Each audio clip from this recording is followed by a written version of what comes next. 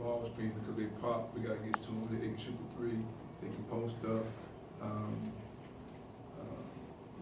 The first game we played them, KJ was hurt because he didn't want to practice.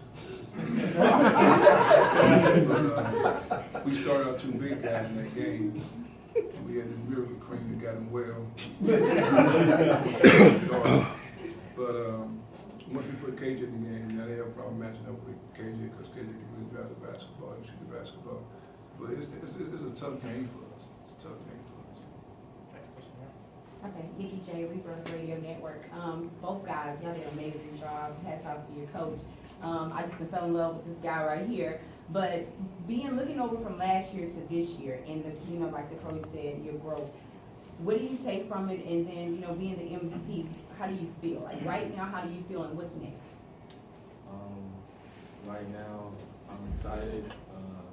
It feels unbelievable. So just like I told you yesterday, I feel numb to it. It's just a blessing. Like, when you going through certain things in your life and you steady having downfalls, and you just have to find that faith in yourself and in God. So I just took that and I ran with it. And just to be here sitting here in front of you guys, it's like it's normal already because I already picture myself doing the same. It's unbelievable. What's next?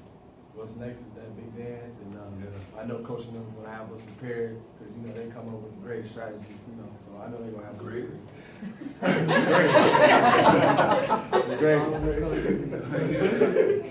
Everything else. We're recording this for you, Coach. Next question, yeah. Joshua Chosen, Associated Press. Coach, DeMontre Jefferson down the stretch hits those final 5 points, 3-0 with 1:06 to go. How big was that to kind of give it the room that you needed there at the end? It was huge because the first 2 games we played them, we had a tip in with 0.8 seconds to go up to play overtime against them in our spot, and to be in a situation where we up 5 points, 4 points, where it's like a 2-possession game, it gave us a little confidence on it. Was that good to see Jefferson step up in that position the way he did? Because he didn't want to hit that play. When he shot it, I thought he had no chance, because like I said, you have to be a real pro to shoot in the tournament. Next question, yeah. Coach Davis, Max Edison with the Houston Defender. Can you just once again talk about the depth of your team? Of course, we lost Griff. You also lost Zach this weekend. Hopefully you'll find him by the tournament game. But, guys like DeMontre and KJ and Morgan finding his offensive game, just talk about how always there seems to be another guy that steps up in the most critical situation, and that's really been the key to your team. Well, since I've been here, it's my 5th season. We never had the same lineup every year. I always have 4 or 5 seasons. I'm always returning. I'm always bringing in new guys. So it's always like a new team. And what I've learned here is that we want to always have the best players in the best positions. And so we can have the best point guard, best 2, best 3, best 4, best 5, and it puts you in a great situation. We've had 5 straight players of the year since I've been here, 5 straight. Only Gonzaga and a couple more teams that have more in the history. And I say that to say this: we have talent. They know they're talented, but I'm not really interested in that talent as much as I'm interested in them giving great effort.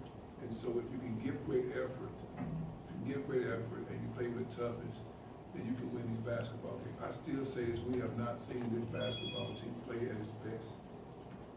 Tonight we had McLeod and Lawton not perform at the level they've been performing, but we have these guys step up. And so when you have 5 or 6 guys that can step in, I'm gonna get rid of all these guys next year, bring me 5 more in.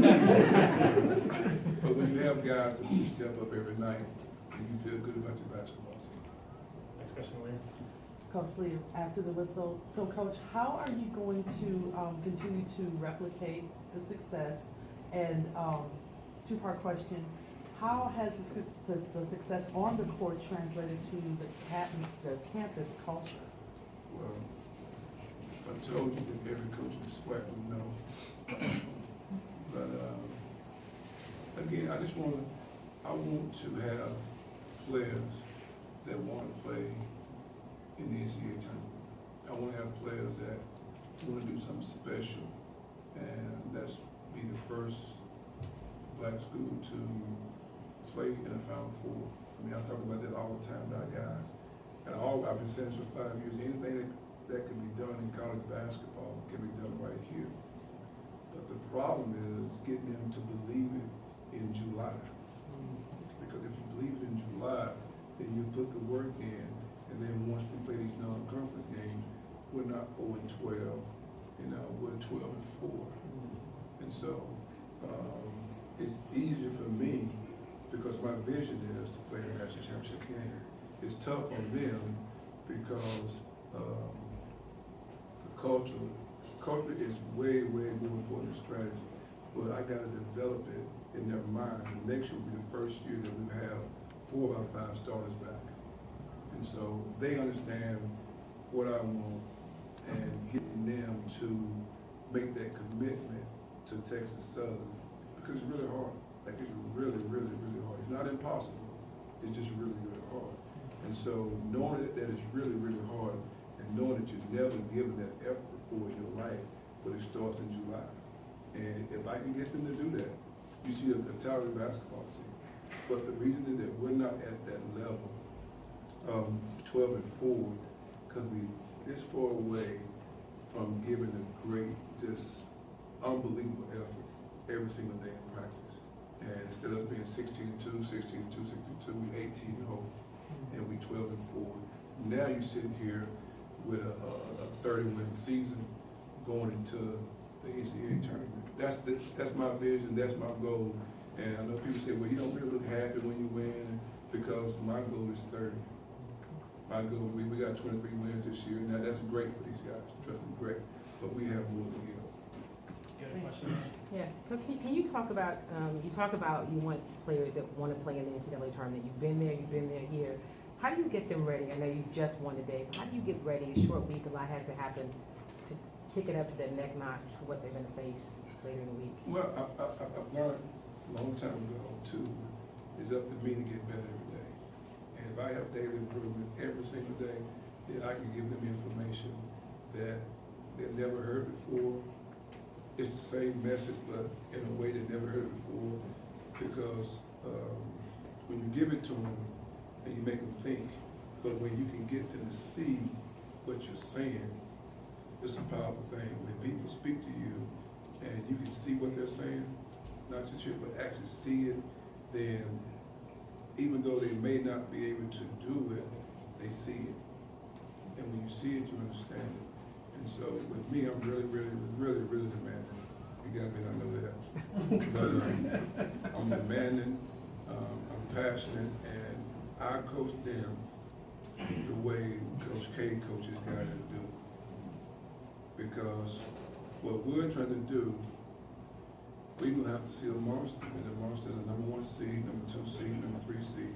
And so to be ready for the monster, you're gonna have to take your effort and your toughness and your alertness to the level. Question back there? Kendall Robinson, ABC 13. The question I have for you, Coach, is could you kind of further expound on the NCAA tournament, what it means to Texas Southern University for your players and for your program? Well, I coached in the national championship game in Indiana. And that means you're the last 2 teams playing. No one else is playing but you. No NITs, no CBI.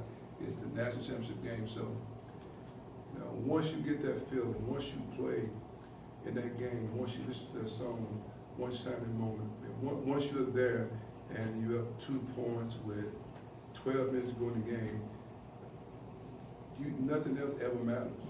Like nothing, getting to the tournament, Sweet 16, nothing matters but winning the national championship.